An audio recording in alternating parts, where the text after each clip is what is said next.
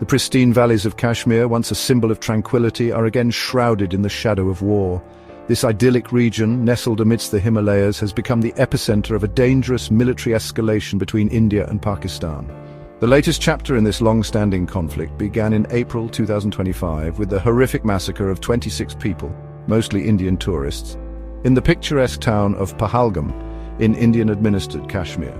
India swiftly pointed the finger at Pakistan, accusing it of orchestrating the attack and harboring terrorist groups operating within its borders. Pakistan vehemently denied any involvement, but the damage was done. The echoes of the massacre reverberated throughout India, igniting public outrage and demands for swift retribution. The Indian government, under immense pressure to act, vowed a decisive response, setting the stage for a dangerous confrontation. The tension escalated further with a series of cross-border skirmishes and ceasefire violations along the line of control, the de facto border dividing Kashmir. Both sides accused each other of instigating the violence, further fueling the animosity. The situation reached a boiling point in the early hours of May 7, 2025, when India launched Operation Sindoor, a series of airstrikes targeting what it claimed were terrorist camps located within Pakistan and Pakistan-administered Kashmir. This marked the first time since the 1971 war that Indian Air Force jets had crossed the international border with Pakistan, signaling a significant escalation in the conflict. The strikes, named after the vermilion powder worn by Hindu widows, symbolized India's resolve to avenge the Pahalgam massacre and punish those responsible. However, Pakistan's response was swift and fierce, raising fears of a wider conflict that could engulf the entire region.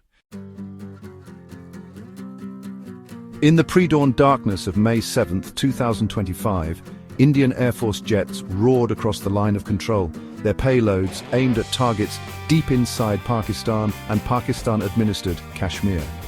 Operation Sindoor, as the Indian government dubbed it, was a calculated display of military might intended to send a clear message to Pakistan that India would no longer tolerate cross-border terrorism. The operation targeted 9 locations, which India claimed were training camps and logistical hubs of terrorist groups, like Lashkar-e-Taiba and Jaish-e-Mohammed, the organizations blamed for the Pahalgam massacre. The Indian government was careful to emphasize that the strikes were non-military in nature, aimed solely at dismantling terrorist infrastructure and avoiding any civilian or Pakistani military casualties. They released satellite images and videos purportedly showing the aftermath of the strikes, claiming significant damage to the targeted facilities. The international community watched with bated breath as the specter of a wider conflict loomed large. India's actions were met with a mix of apprehension and support. While some nations condemned the strikes as a violation of Pakistan's sovereignty, others expressed understanding for India's right to defend itself against terrorism. India's Prime Minister addressed the nation, asserting that Operation Sindoor was not an act of war but a preemptive strike to protect Indian citizens and send a strong message of deterrence. However, Pakistan's response was anything but passive. Islamabad vehemently denied the presence of any terrorist camps within its territory, accusing India of fabricating evidence to justify aggression. Pakistan claimed that the Indian airstrikes had hit multiple civilian areas, resulting in significant casualties and damage to infrastructure. The stage was set for a dangerous escalation, with both sides seemingly prepared to go to any lengths to protect their interests. Pakistan's response to Operation Sindoor was swift and multifaceted, combining military retaliation with a diplomatic offensive aimed at garnering international condemnation of India's actions. Pakistani Air Force jets scrambled to intercept the Indian incursion, engaging in fierce dogfights over the skies of Kashmir. Pakistan claimed to have shot down 5 Indian aircraft, including 3 advanced Rafale fighter jets, and captured an Indian pilot. Images of the downed aircraft and the captured pilot, paraded on Pakistani television, were broadcasted globally, further escalating tensions. India, while acknowledging the loss of 1 aircraft and pilot, disputed Pakistan's claims, accusing them of propaganda and warmongering. The situation on the ground was no less volatile. Pakistani forces responded to the Indian airstrikes with heavy artillery shelling and mortar fire across the line of control, targeting Indian military positions and civilian areas. India retaliated in kind, resulting in a barrage of cross-border fire that claimed lives on both sides. Pakistan reported 31 civilian deaths, including children, and numerous injuries as a result of the Indian strikes and subsequent shelling. Hospitals in the region were overwhelmed with casualties as fear and panic gripped the local population. The Pakistani government declared India's actions an act of war and vowed a befitting response, raising the spectre of a full-blown military confrontation between the two nuclear-armed neighbors. The international community watched with growing alarm as the situation threatened to spiral out of control. To comprehend the gravity of the current crisis, one must delve into the tangled history of the Kashmir dispute, a conflict that has poisoned relations between India and Pakistan for over 7 decades. The seeds of this enduring conflict were sown in 1947 during the tumultuous partition of British India into the independent nations of India and Pakistan.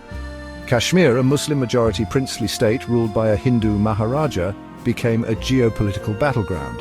The Maharaja's indecision over whether to accede to India or Pakistan, coupled with an armed rebellion backed by Pakistan, led to the First India-Pakistan War in 1947. The war ended with a United Nations brokered ceasefire, dividing Kashmir along the line of control, with India controlling approximately 2/3 of the region, and Pakistan the remaining 1/3. However, the ceasefire proved to be a temporary respite, as the issue of Kashmir's final status remained unresolved. The disputed region became a flashpoint for future conflicts between the two nations, fueling mistrust and animosity. Both India and Pakistan claimed the entire territory of Kashmir as an integral part of their respective nations, refusing to compromise on their claims. This intractable dispute has cast a long shadow over South Asia, hindering regional cooperation and development. The people of Kashmir have borne the brunt of this conflict, enduring decades of violence, human rights abuses, and political instability. The failure to find a lasting solution to the Kashmir issue has created a volatile environment where even the smallest spark can ignite a major conflagration. Section 5. As Scars of the Past, Wars over Kashmir. The unresolved Kashmir dispute has led to 3 major wars between India and Pakistan, each leaving behind a trail of devastation and deepening the chasm of mistrust between the two nations. In 1965, a dispute over the Rann of Kutch escalated into a full-blown war, with both sides engaging in fierce tank battles and aerial combat. The war ended in a stalemate, with both sides claiming victory. However, it did little to resolve the underlying tensions over Kashmir. In 1971, India and Pakistan once again went to war, this time over the issue of East Pakistan's independence struggle. The war witnessed some of the fiercest fighting since 1947, resulting in a decisive victory for India and the creation of Bangladesh. While the 1971 war primarily centered around East Pakistan, it further solidified the line of control in Kashmir, perpetuating the division of the region. In 1999, the Kargil conflict brought the two nuclear-armed neighbors perilously close to all-out war. The conflict, triggered by Pakistani intrusions into the Indian-controlled Kargil district of Kashmir, witnessed intense fighting at high altitudes. The Kargil conflict underscored the dangers of the unresolved Kashmir dispute and the potential for miscalculation and escalation. Each of these wars has left behind a legacy of pain, loss, and mistrust, making a peaceful resolution to the Kashmir issue even more elusive. Section 6. A new arms race in a volatile region. The enduring rivalry between India and Pakistan has fueled a dangerous arms race in South Asia, further exacerbating tensions and raising the stakes of any future conflict. Both countries have invested heavily in modernizing their militaries, acquiring advanced weapons systems, and expanding their nuclear arsenals. India, with its larger economy and defense budget, has embarked on a major military modernization program, acquiring advanced fighter jets like the French Rafale, Russian S-400 air defense systems, and developing its own indigenous weapons programs. Pakistan, facing a resource constraint, has sought to counter India's military superiority by acquiring advanced weaponry from China, including the JF-17 Thunder fighter jets, HQ-9 air defense systems, and enhancing its ballistic missile capabilities. This arms race has created a climate of fear and insecurity in the region, with each side viewing the other's military advancements with suspicion and alarm. The acquisition of sophisticated weaponry has also lowered the threshold for conflict, as both sides may be tempted to use their newly acquired capabilities in a crisis situation. The lack of transparency and communication regarding military doctrines and intentions further exacerbates the situation. The risk of miscalculation and unintended escalation remains high, particularly in a region with a history of conflict and mistrust. The international community has expressed growing concern over the escalating arms race in South Asia, urging both India and Pakistan to exercise restraint and engage in dialogue to reduce tensions. Section 7. The world takes notice. Calls for restraint. As tensions between India and Pakistan escalated following Operation Sindoor, the international community sprang into action, issuing urgent calls for restraint and de-escalation. The United Nations Security Council held an emergency meeting urging both sides to exercise maximum restraint and avoid further actions that could exacerbate the situation. The United States, a key player in South Asian geopolitics, urged both India and Pakistan to engage in dialogue and find a peaceful resolution to the crisis. The European Union echoed similar sentiments, emphasizing the need for de-escalation and a return to dialogue. China, Pakistan's all-weather ally, expressed concern over the situation, calling for both sides to exercise restraint and resolve their differences through peaceful means. Russia, a traditional ally of India, adopted a more neutral stance, urging both sides to avoid further escalation and resolve their differences through bilateral dialogue. The Organization of Islamic Cooperation, OIC, expressed concern over the situation in Kashmir, calling for a peaceful resolution of the dispute in accordance with UN resolutions.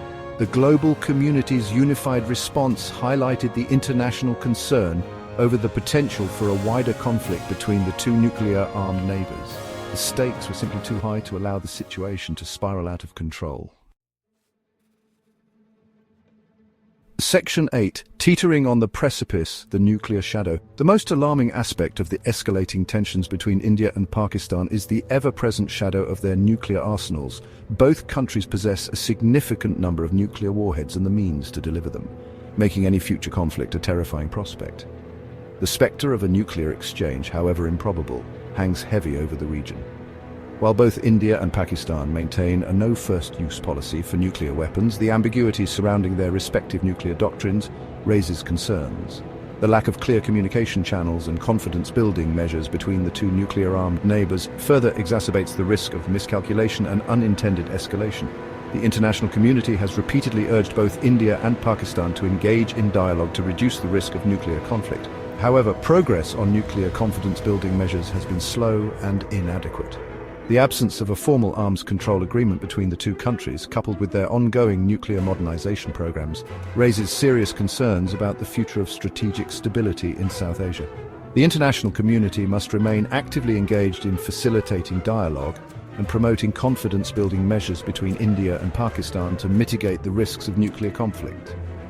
The consequences of a nuclear exchange between the two countries would be catastrophic, not only for the region, but for the entire world. Section 9. The need for dialogue, averting Armageddon. The recent military escalation between India and Pakistan is a stark reminder of the fragility of peace in South Asia. The Kashmir dispute, a festering wound for over 7 decades, continues to be a major source of tension and instability in the region. The use of military force, as demonstrated by Operation Sindoor and Pakistan's subsequent retaliation, is not a solution. On the contrary, it only serves to exacerbate tensions, increase mistrust, and push the two nuclear-armed neighbors closer to the brink of disaster. The only way forward is through dialogue, diplomacy, and a genuine commitment to finding a peaceful resolution to the Kashmir issue. Both India and Pakistan must recognize that a military solution is neither feasible nor desirable. The costs of another war, particularly a nuclear one, are simply too high. The international community has a vital role to play in facilitating dialogue and confidence-building measures between India and Pakistan. The United Nations, with its long-standing involvement in the Kashmir dispute, should be at the forefront of these efforts. The United States, China, Russia, and other major powers must also use their influence to nudge India and Pakistan towards a negotiated settlement. The people of Kashmir, who have borne the brunt of this conflict for generations, deserve a peaceful and prosperous future. It is time for both India and Pakistan to show leadership, courage, and a commitment to peace for the sake of their people and the future of South Asia. The alternative is too terrifying to contemplate.